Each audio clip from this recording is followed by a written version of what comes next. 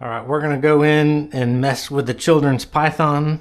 Try to just give him about 5 minutes to personal action. Try to tame him down. Here is his terrarium.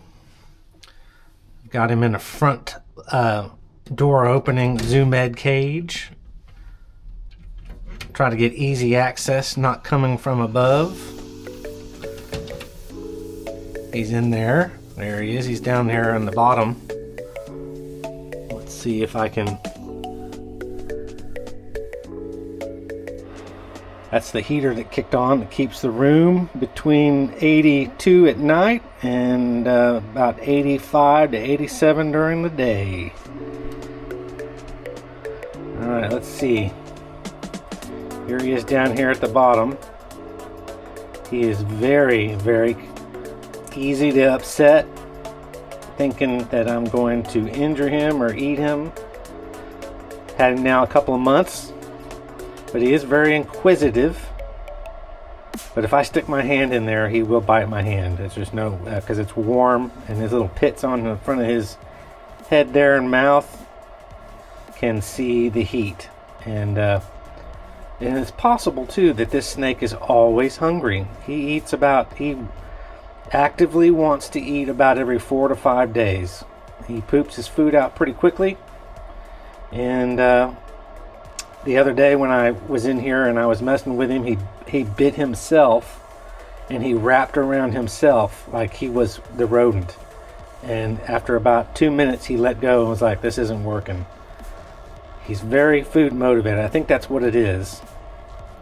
So I have this little Zoo Med inexpensive but very useful little collapsible snake hook. I like it. I love this for everything that I do. It's not for a bigger snake or a bigger lizard or a bigger reptile. It's for the lighter ones, which is perfect for him. He is sizing me up. He is sighting in my hand to bite my hand. Whenever he's in that little curve, he's ready to bite, and he's moving in so that he can get my hand. If my hand was another 3 inches towards him, he would strike at my hand. And that's just a little disappointing because I'm not doing anything. He ate, like 2 days ago, I fed him a small mouse.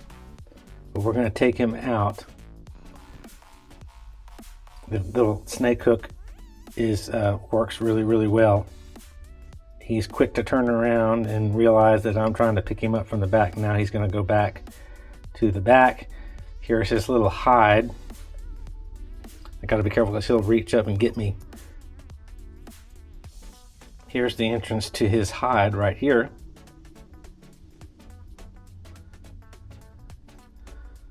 He's going to come around.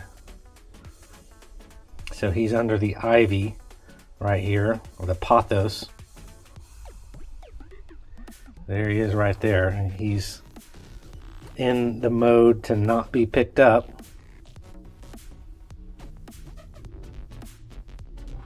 But he's going to get picked up for about 5 minutes. I try to do it every few days just to try to get him accustomed to being social with me.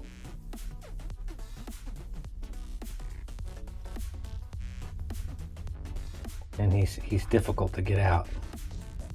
So we're going to come back from this side.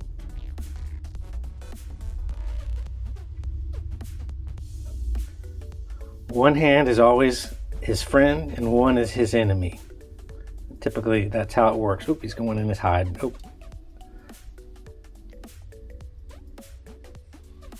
I'm not going to let him go. Oh, he's coming back out.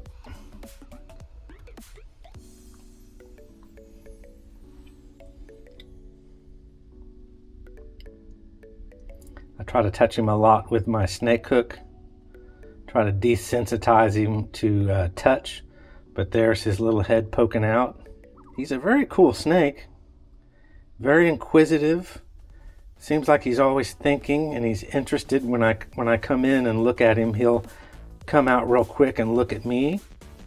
He just doesn't want to be held. He appears to be just more of a snake that wants to hang out in here and just be left alone and just be fed and be taken care of, but not necessarily be held. See, now he's fine. He's just back in his little little under hide container, hide box. I'm gonna try to pull him out.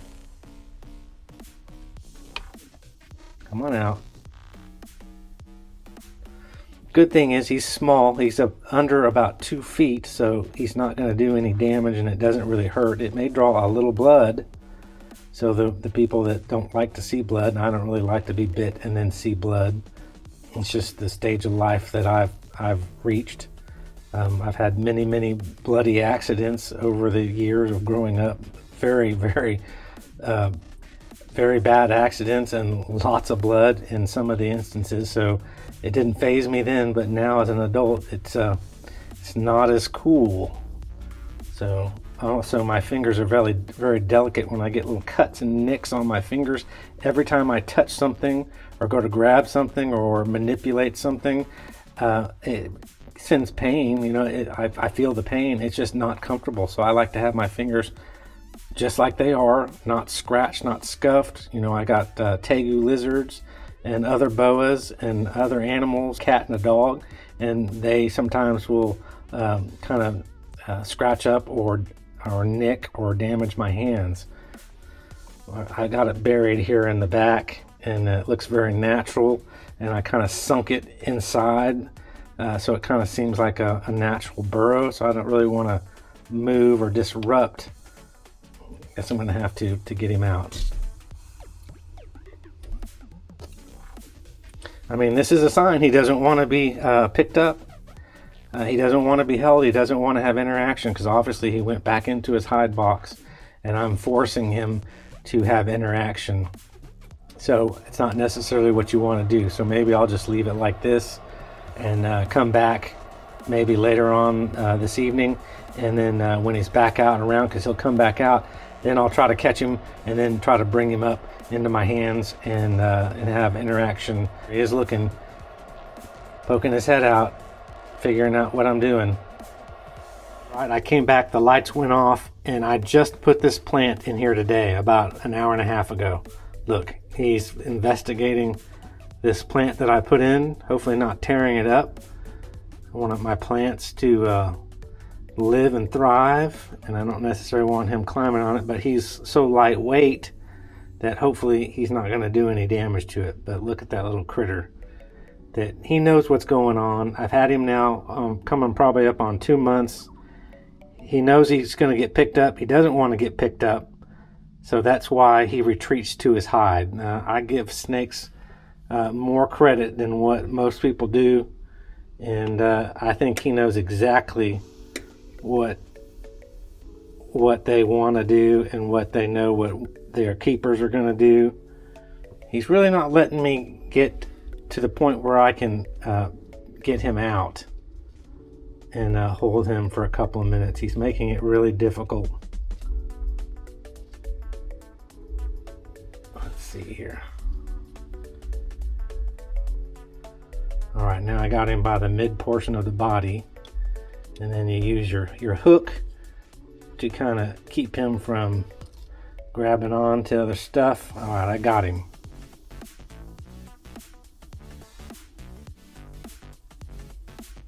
There he is. He is or her, I'm still not sure. I think it is a she because of the taper on the tail.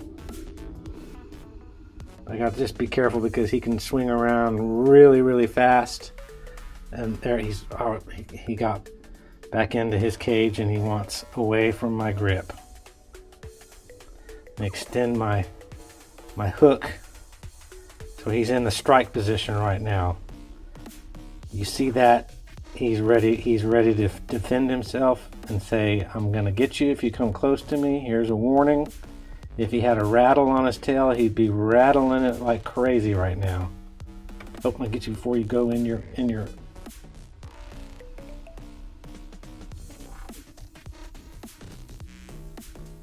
All right, I got him. So when you come in with your other hand, you gotta be super careful, and you gotta watch his disposition.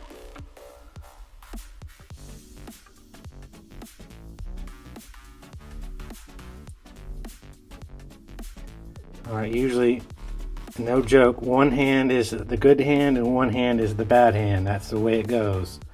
But sometimes you can get both hands and they're not worrying him and he's okay with it. But then in a split second, he or she, just remember, I'm not real certain on the sex, he can turn around and be very unhappy, and then the next second he's just fine, happy-go-lucky.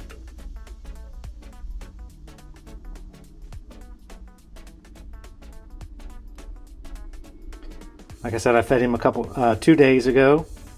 You can't even see the lump in his belly anymore. He digests it so fast, and he had a poop like a tube of toothpaste. If you squirted out a whole bunch out of a tube of the toothpaste, and it was light gray color, kind of different poop than I have ever seen really from any of my snakes. He digests it really, really fast. Interesting thing to see.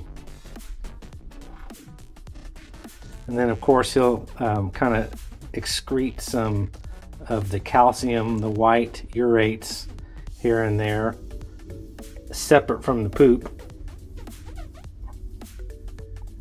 But see, we're having a pretty decent interaction right now, other than me talking, which I probably shouldn't be doing because I have to talk louder for the microphone on the camera.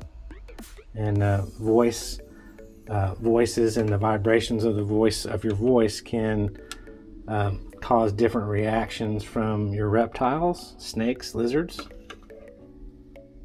All right, he definitely wants to go back in. So we can just conclude that as a good interaction, no strikes or no bites, attempted bites. And he felt my warm fingers touching him. You can just give you a little tour of his terrarium. He's got authentic substrate in here that's moistened every day. He's got a water bowl over here under the ivy. The ivy tends to like the pothos likes some of the to touch the water. All this is natural things that I've acquired over the years. Pieces of wood, rocks from different parts of the United States. Just got this today from Reptile Specific Snake Lizard Turtle Store, Amphibians. Got this today. I don't know the name of it.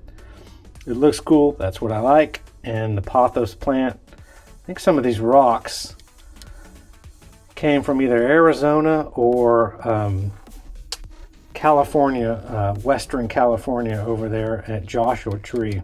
This piece of wood came from my area, a piece of driftwood from White Rock Lake in Texas, Dallas, Texas, White Rock Lake. This rock right here came from Washington, on the west coast, Washington, not District of Columbia, and it's really, really unique. I like collecting rocks. This thing had rocks with a bunch of holes in them, and they're really heavy, like they are made out of lead, and they're really, really dark colored. Very unique rocks. Put that back in there.